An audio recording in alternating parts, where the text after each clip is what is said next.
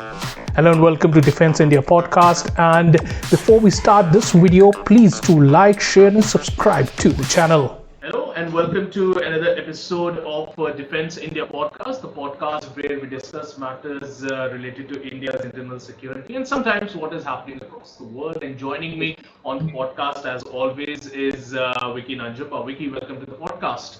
Thank you, Akash. Thank you.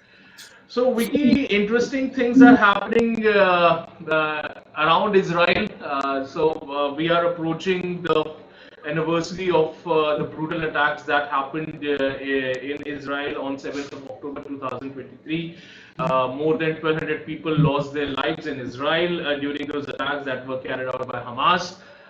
Israel, in retaliation, a full-fledged kind of a war scenario against Hamas. It pulled out in Gaza. Most of the Gaza has been decimated. Israel has now, has started to, move its focus towards Lebanon, where Hezbollah, has been very much active, and they too were supporting Hamas as far as those attacks were concerned. And just a few days ago, the Hamas chief Hassan Nasrallah was basically eliminated in an underground bunker where he was in Beirut when he was in Beirut to attend a meeting. And now there are possibilities that Israel is going to start ground action against Lebanon. So these are some very interesting things that are happening right now on the ground. First of all, I want to get your assessment of what all has happened and how quickly things have been escalating there in Israel, in Lebanon, in Yemen. So Gaza, nobody is talking about because most of the Gaza has been decimated by Israel. Hamas has been totally dismembered, but still Israel is not stopping. It is still on a rampage. Will it stop, and what will it take to stop Israel and talk some sense to Netanyahu? No, I don't think it's going to stop so soon because the ground operations in Lebanon have already begun. This Operation Northern Arrows, and Israel has said that it's going to continue. So now it's clearly entering a final leg, at least where Lebanon is concerned. And you can see the video yesterday, which was posted by Netanyahu, and he had a message to Iran also, where he directly is telling the people that your government is spending billions of dollars on nurturing such groups like Hamas or Hezbollah and then the Houthis, all these things, and he's doing nothing about your welfare. So I think he's got his eyes set on Iran because he knows that is the epicenter, and that is where all these the funds for these terrorists and the kind of sophisticated weapons these guys have got.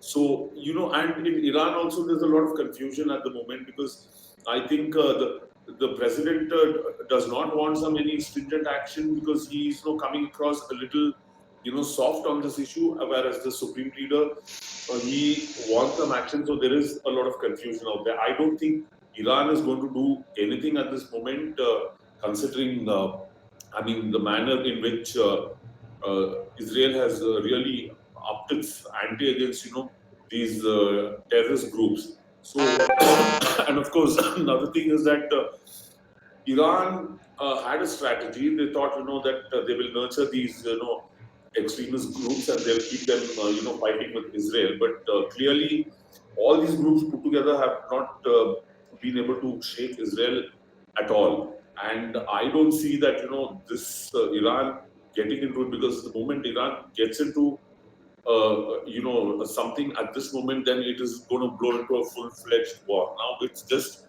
a country, armed forces versus terrorist group. It's not exactly country versus country. And Israel has made it very, very clear that until they have all their hostages back and until they really destroy these forces, they are not going to stop. So I don't see it stopping.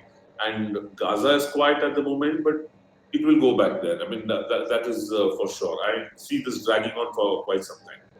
Yeah, we have seen that, in the past also the conflicts have turned out pretty deadly in terms of whatever has happened. And Israel has always, I was going through a lot of articles that, in retrospective, Israel has done something like this in the past too, and there have been very serious repercussions where not only Israeli civilians have suffered, but also some foreign nationals who were in Israel or something like that have also suffered during these actions by terrorist organization like the Hezbollah or by the Houthis or by Hamas. So these kind of actions keep on happening. So is there any because there have been calls of ceasefire. There have Egypt was trying to Egypt and US were trying to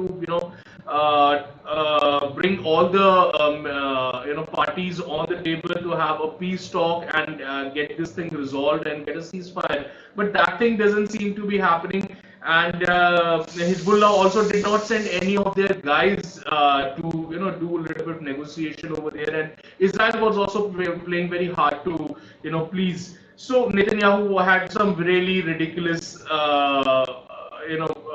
things that he wanted to be done. So these were the things. So is that none of the parties actually want a ceasefire and it is just a talk, and the escalation will keep on happening and people will keep on losing their lives in this manner?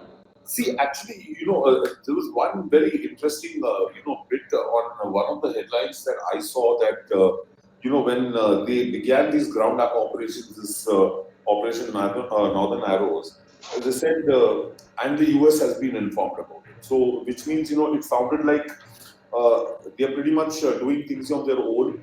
And, despite they have clearly ignored that call by the European nations as well as United States, where they asked for a 21-day ceasefire that he has not agreed to. And also in the US, the response is a little. I would say it's kind of weird at the moment because on one hand, they say they don't want the war, so they're not being able to stop the war in Ukraine.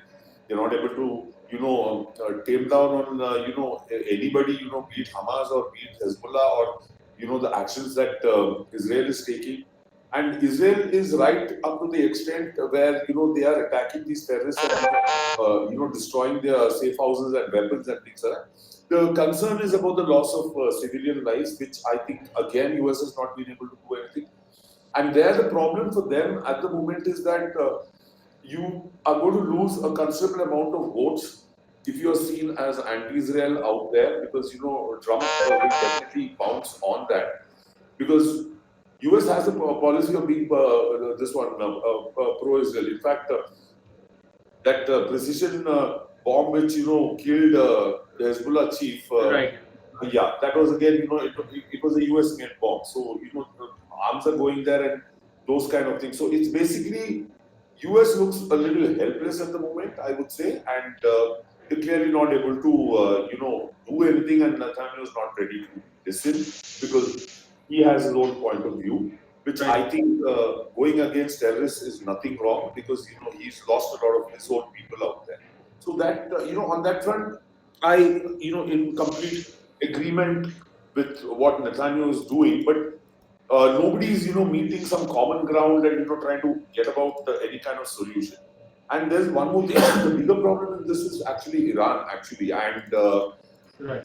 there is no guarantee that if we see a Trump presidency this year, there's no guarantee that he's going to do anything much to stop Israel, because he during his last term, if you remember, he took down that general, Iran's top general actually.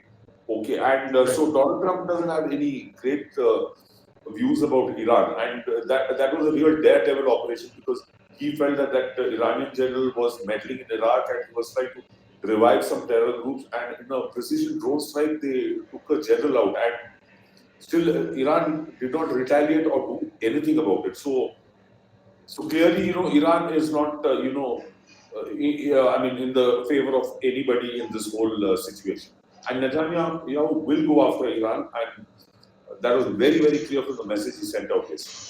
Yeah, Vicky, but currently the escalation is between a country and a few terror organizations. But if if he goes after Iran, if Netanyahu goes after Iran, then it's going to be a country versus country, and then there could be a bigger, large-scale war that we can see. Could be a possibility that Arab Muslim countries rally behind Iran and support them, and then this becomes a NATO versus Muslim world kind of a scenario. So can the world actually have that kind of a scenario right now? Because at one front it is Ukraine versus Russia that we are seeing right now, and but though NATO forces are helping Ukraine in order to curb the escalation. But on the other hand, can NATO fight two-pronged war? One, as Israel as its proxy, and on the other hand, Ukraine as its proxy. No, I don't think they're going to fight both the wars. That is for sure. The thing is, there is already a lot of pressure on the U.S. administration about, why so much of arms are being supplied to Ukraine. That is one thing. And, why the taxpayers' money being wasted on a war which they're not able to do anything about it. So, and very recently, when Zelensky was in the U.S., he didn't go exactly with a peace plan. He went with a victory plan, and it was really, kind of poo-pooed by everyone, including, Donald Trump. It did not go down too well.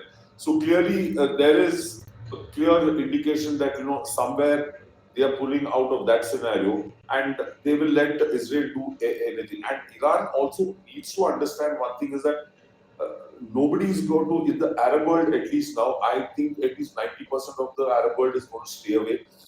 Countries like Saudi have said we have nothing to do with it. That is one thing. So he's not, they are not exactly going to get that kind of support they would have been hoping for. The only thing is that Iran is a nuclear state, and that will be the only danger. And Israel, despite it not being officially a nuclear state, it does, possess nuclear weapons, and there's no doubt about that. So it may not escalate to that level, but he is going after that leadership there, which he believes is the one who's controlling all these terror groups against Israel. And that is why, after the killing of Hassan Nasrallah, the first thing they did was that they shifted the supreme leader in Iran to a safer place because they thought Israel is going to hit it next. That is one thing. Okay, so I don't think anybody is, they're just going to let this, people who are fighting each other just continue fighting until, one party gets fed up or one party loses or wins. So I don't think NATO is going to get into this because I clearly see that interest in Ukraine for NATO is going down. Clearly, they are not able to impress upon any party here in this full-blown conflict to stop or come to some kind of conclusion. They are calls for a ceasefire have been ignored. I mean, not even bothered. Not even bothered looking at it. That's how I would put it. So I don't think NATO is going to come into the picture at all here. Right, Vicky, but seeing that elections in US are just around the corner, we are sitting in October, November 5th. By November 5th, elections will be done. Uh, is Iran also waiting for those elections to get over? See who is going to be in power next? Is it going to be Kamala Harris? Is it going to be Trump? And then they could try to negotiate something out of there, try to stop Israel to some extent, and try to get some sort of a peace in the area. Yeah, they would try and negotiate, but the problem is now the thing is, be it the Biden administration or even if there were to be a Trump administration, I mean, both are clearly not going to, back Iran because, they are almost, kind of, they've been sanctioned so many times by the US and, just, they don't technically use it, but, they still feel it is a terrorist state, basically. So I don't think, even if there is some kind of a negotiation, I think one party or the other after the election may ask for some toning down. Right. And I guess even Israel is aware of this. And I think even Putin is aware of this, that any new leadership which comes, will try to tone things down. Now, everything, if you look at it from the US perspective, they're not exactly acting like a superpower at the moment. The thing is, each one is thinking of a vote bank out there, back in the US. So I don't see any bombastic decisions or, actions being taken by US currently, and that is why I think all these people are in some kind of a hurry. It looks like let's be done with it before the US election results are out, because whoever comes to power after that, I think will have definitely another 4 years. He or she doesn't have to worry about an election. So there's no that issue that if you don't back Israel, then the Jews may not vote for you, or vice versa. These things. So I think you'll see this conflict just escalating and escalating and escalating until the elections are over. So it's going to be a lot of fireworks in this region until the elections are over. Right, correct. So fireworks are definitely flying in that region, and of course, with Israel going all gunzo, we imagine that there could be more casualties on both the sides. But hopefully, the peace would prevail in the end. Let's hope for that. And it is not a very prolonged kind of a military exercise carried out by Israel, but that time will only tell. Well, that's all the time we today have on the Defense India podcast. Thank you very much, Vicky, for joining me once again. Thanks, Akash. Thank you so much.